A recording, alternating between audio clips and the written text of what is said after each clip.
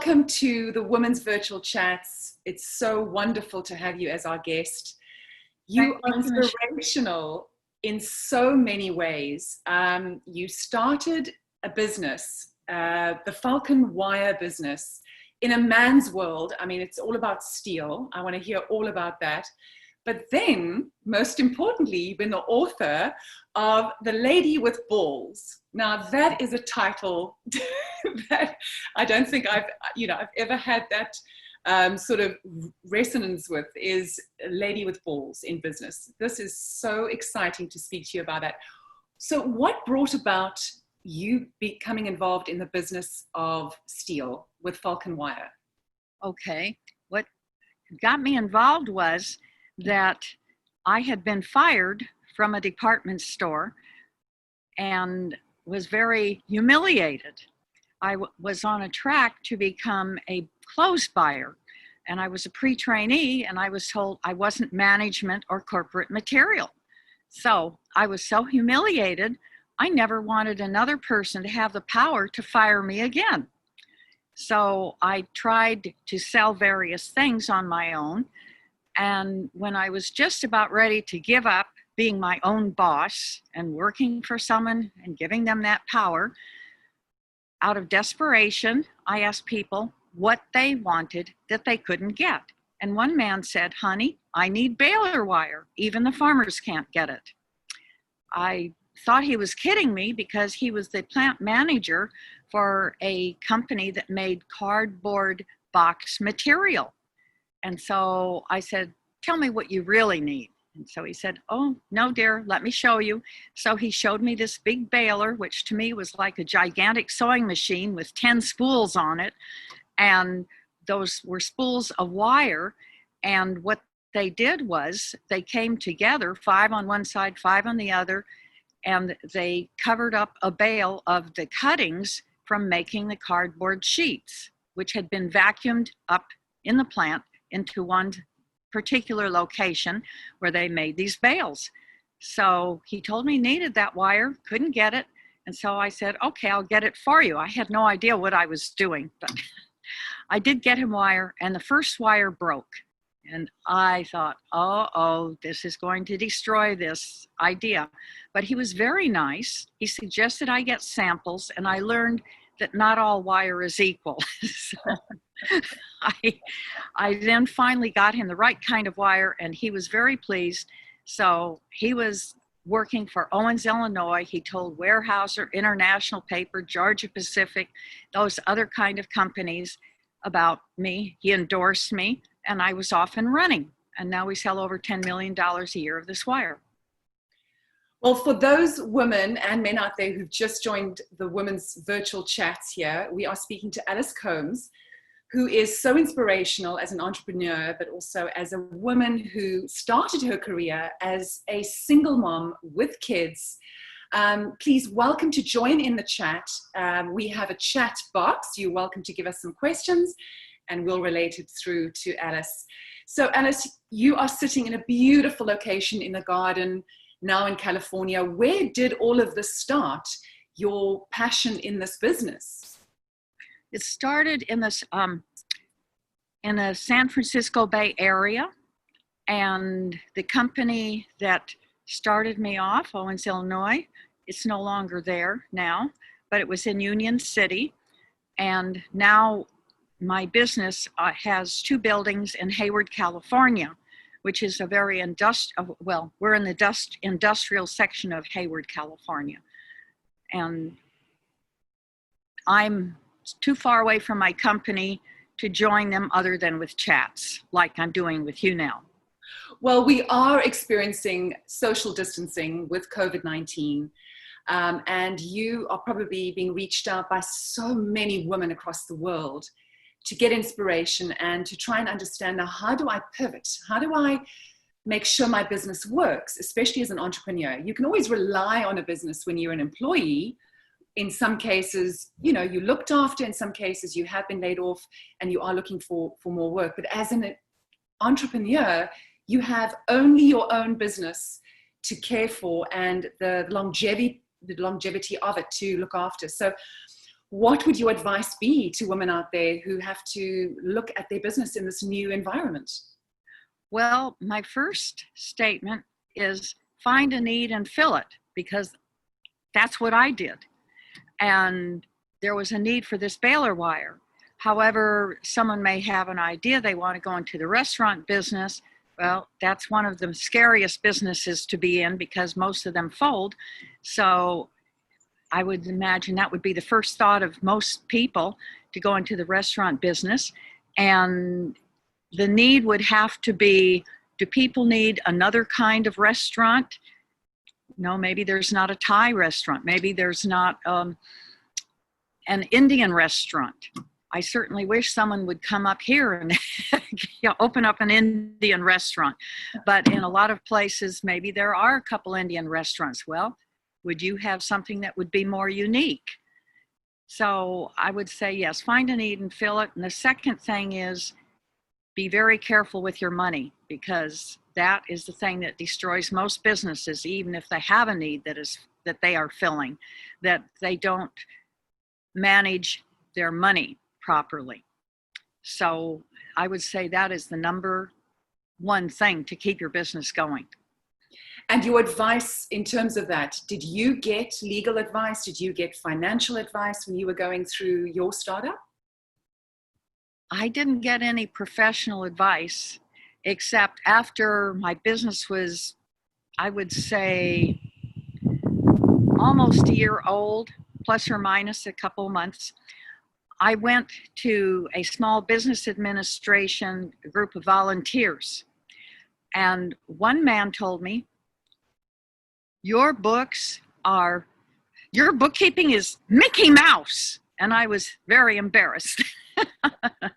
So then I decided I would stop having a Mickey Mouse bookkeeping section, bookkeeping way of doing things. And then I became a much more professional bookkeeper, and eventually was able to hire someone to continue what I had organized, and then eventually hire someone who could manage what I could organize.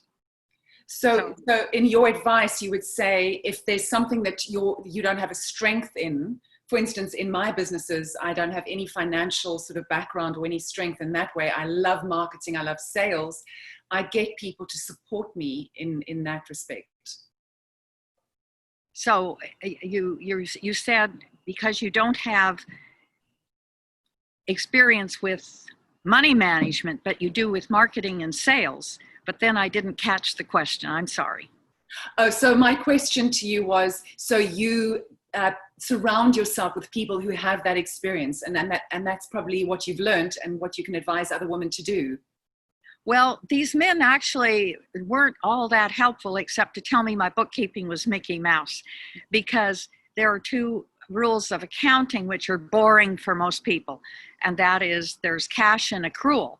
So they did not understand accrual, which I did for my business. And fortunately, I had accounting 1 and accounting 2 in college. So I did understand the accrual system, and that worked better for my business. And that's too boring to continue discussing. But there's so many important insights that you learned along the way. But being in a man's world, let's get back to that, especially you were a single mom at the time, correct? Mm-hmm. It was probably an era where it was frowned upon to not be married. How did you get through that? Did you have a support system? What did you do to get through that? Well, blood, sweat, and tears.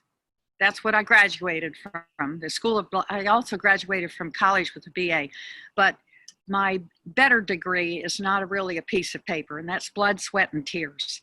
So I didn't really have much in the way of mentor. I did have a boyfriend, and the last real mentoring he did was, why don't you ask people what they need and what they need that they can't get.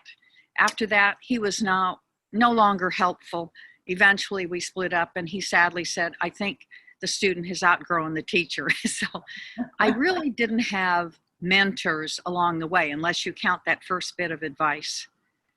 So I used a dictionary for things I didn't understand. I read books, I listened to tapes as far as marketing, etc. And now I have two people who are very primary for my business. And one is the person who's now the 51% owner.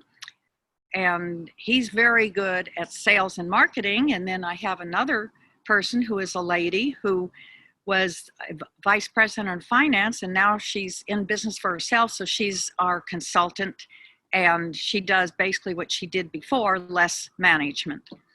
And so I actually replaced myself eventually with two people who were better than I was in either field. What did it look like for you in those days? Give me like a daily routine that you had starting your business. I know there's so many women out there that would like to start their businesses that think, I just don't have the capacity to do it. I've got kids running around. I've got too many responsibilities. Just share with us what a day looked like and how you got through it. I mean, it's an inspiration to other women. How can they get through it? Well, it's hard to have kids and run a business. And yes, I had the feelings that so many working mothers have. Guilt that I'm not taking care of my kids as well as I could, and then guilt that I'm not running my business as well as I could. So it goes back and forth and back and forth, and I'm not so sure I had any happy mediums. But you have to, if you're a mother and even a wife, are you giving your husband enough attention? So you just have to weigh all these things and try to do your best. But as far as being in a man's world, it was sort of against me and for me in both ways. But I really was in a very man's world of garbage, because they ended up being some of my biggest customers. And they were the ones who gave me the title, the lady with balls. The garbage company owners, who had themselves built, for the most part, had built businesses up. So what led you to having that title? Just what was it that you said that you did? How did you interact that gave you that title? Okay. Fortunately, they were Italian, and somebody who owed me over $5,000, which is now about $20,000 in today's dollars, he wasn't Italian. And I never gave it a thought whether someone was Italian or not, but you will hear at the end of the story that it was very good that he wasn't. So I burst into his board of directors meeting and humiliated him by demanding my $5,000. And he didn't want to pay it that day, and he had promised me. So I said I wouldn't leave without my money, and I sat down in a chair. So he said to a couple of his henchmen, "Get her out of here."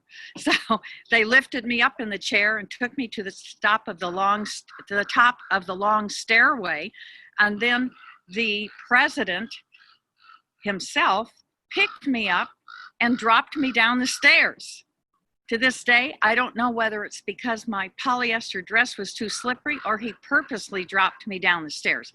So word got out, and 75 miles away from where this happened, someone who was one of my wonderful garbage men customers called me up, and he said everybody was talking about what happened, and all of his friends are calling me the lady with balls, even though they haven't met me.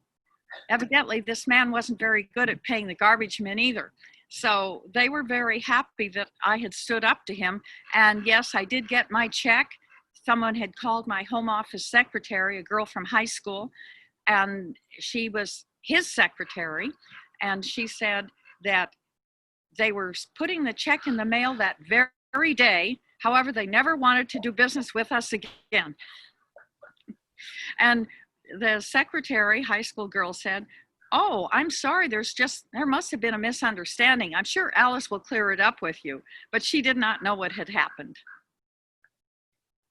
So, okay, so you have this story of how you faced, adversity in business. You got over it. You were hugely respected. But what about, the support that you did receive from some men around you, and how did that change your world in business? Because what about the support of businesses around me, you said? Yes, support that you did get from men that sustained you in business and helped you. Oh, well, I did, even though my first wire broke, thereafter I had very good quality wire. And I knew what to look for to insist that it was good quality, you know, from my various suppliers. So I think I had the support that I was honest, I kept my promises, and I was very reliable. They could get the wire in enough time. So I gave great service and I had a good product, and I would take people out to lunch if they were big enough customers. And so it was a very, very enjoyable experience for them as well as myself. So what would your advice be to women in business today? Because you know this whole Me Too movement has worked through society in the last few years. And a lot of women find it difficult to face that interaction in business. How would you say women could deal with their businesses today? Okay, well, I had some uncalled for advances, and fortunately, nothing was horrendous, meaning no one got under my clothes, but they did get into my mouth with their tongues a couple times, which I did not like. And the atmosphere was very different. I went to a garbage convention. I was an honorary garbage man. And so I went to a convention, and it was unusual for a woman to be fraternizing with these men. So the president of the whole convention was stinking drunk, and he ended up putting his arms around me and giving me a big fat kiss, tongue in mouth, and I was very offended. When I yelled, "Stop that!" one of the other men said, "You should be proud. He's the president of blah, blah, blah garbage company." Gosh. Okay. Well, now, they wouldn't say that in these days, but I would roll with the punches. And so I didn't sue anyone, which now people might have done.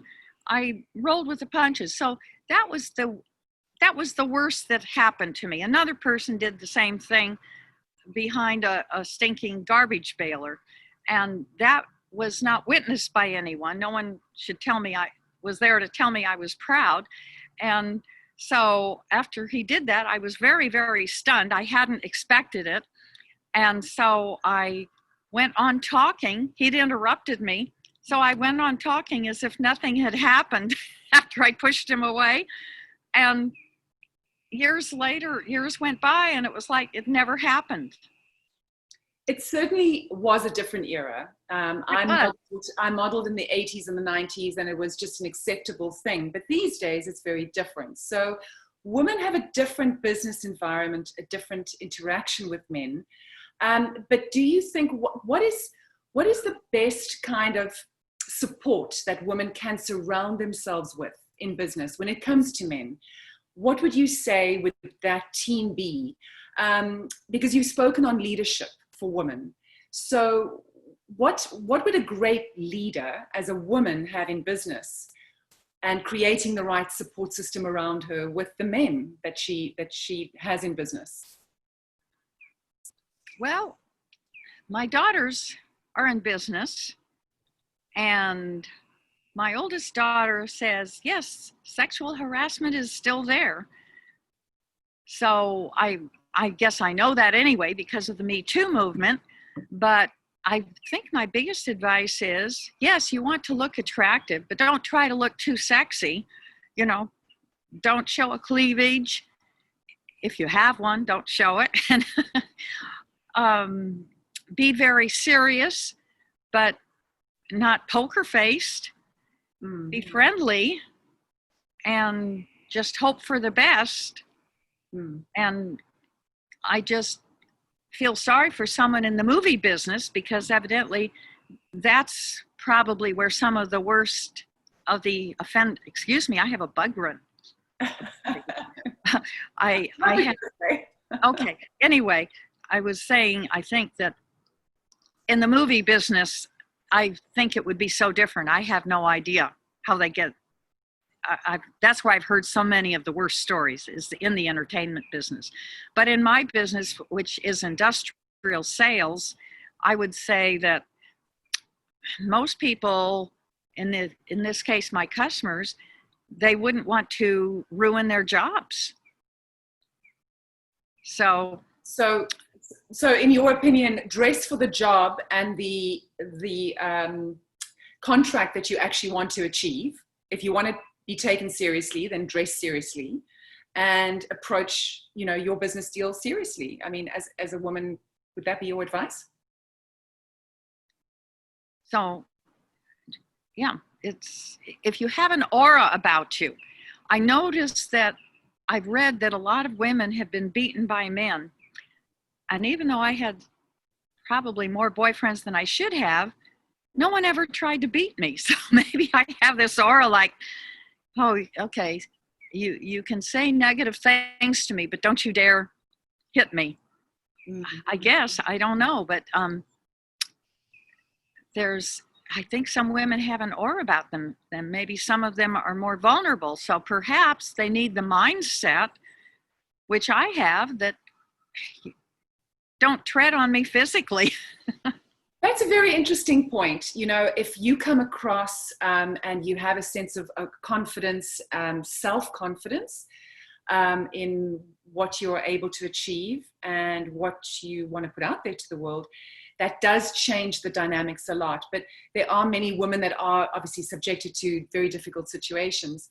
I'm just wondering, from your perspective, there are so many women, there's a whole new era of women coming out that have been empty nesters. So they've had maybe 20, 25 years, 30 years of being at home, being the support system, bringing the children up. And all of a sudden, especially now with COVID and pivoting lifestyles, they're coming out and saying, I want to be back in business. What would you say is probably the most important thing a woman can do coming out now in today's time, maybe not feeling that confident? What advice would you give to them? I would say fake it till you make it if you're not confident, because in the early days I was not confident, and so I did fake it, and eventually I was naturally confident. So I would say, before I turned my business over to another person, that I can't say exactly at what point I was no longer faking it. It's hard to say, but I think faking it is good. And one important thing is to look someone in the eye. If you're demure and you look down and you can't quite look at someone in the eye, that's not a sign of confidence. So that's one thing that every woman should be able to do, is look someone in the eye and try, even if she's terribly shy, please don't let it show. So on that note, your book, The Lady with Balls, what would you say was the main point that you wanted to get across to women?